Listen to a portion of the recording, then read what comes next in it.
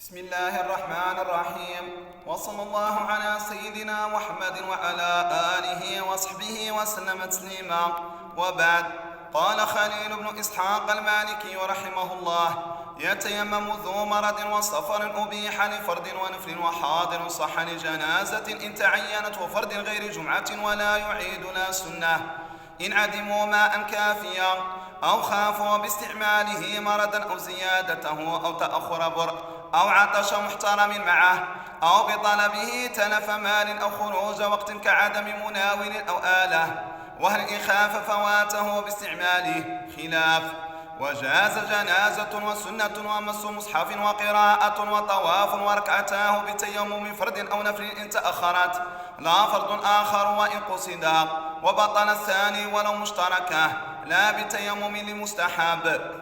ولزم موالاته وقبول هبة ماء لا ثمن أو قرضه، وأخذه بثمن اعتيدا يحتج له وإن بذمته، وطلبه لكل صلاة وإن توهمه لا تحقق عدمه طلبا لا يشق به كرفقة قليلة أو حوله من كثيرة إن جهل بخلهم به. ونية استباحة الصلاة ونية أكبر إن كان ولو تكررت، ولا يرفع الحدث، وتعميم وجهه وكفيه لكوعيه، ونزع خاتمه، وصعيد طهر كتراب وهو الأفضل ولو نقل وثلج وخضخاض، وفيها جفف يديه روي بجيم وخاء، وجس لم يطبخ، ومعدن غير نقد وجوهر ومنقول كشب وملح.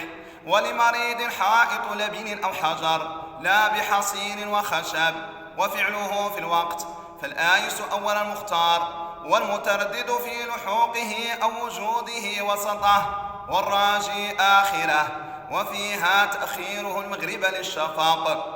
والسنة ترتيبه وإلى المرفقين وتجديد ضربة ليديه. وندب تسمية وبدء بظاهر يمناه بيسراه إلى المرفق، ثم مسح الباطن لآخر الأصابع، ثم يسراه كذلك. وبطل بمبطل الوضوء وبوجود الماء قبل الصلاة لا فيها إلا ناسية، ويعيد المقصر في الوقت. وصحت إن لم يعيد كواجده بقربه أو رحله لا إن ذهب رحله، وخائف للسن أو سبع، ومريض عدم مناولا، وراج قدم، ومتردد في لحوقه، وناس ذكر بعدها، كمقتصر على كوعه لا على ضربه، وكمتيمم على مصاب بول. وأول بالمشكوك وبالمحقق، واقتصر على الوقت القائل بطهارة الأرض بالجفاف. ومنع مع عدم ماء تقبيل متوض وجماع مغتسل إلا لطول. وإن نسي إحدى الخمس تيمم خمسا.